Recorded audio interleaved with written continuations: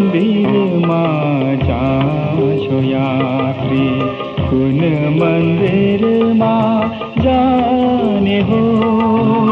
कुन सामग्री पूजा गर्ने, साथ कसोरी लाने हो?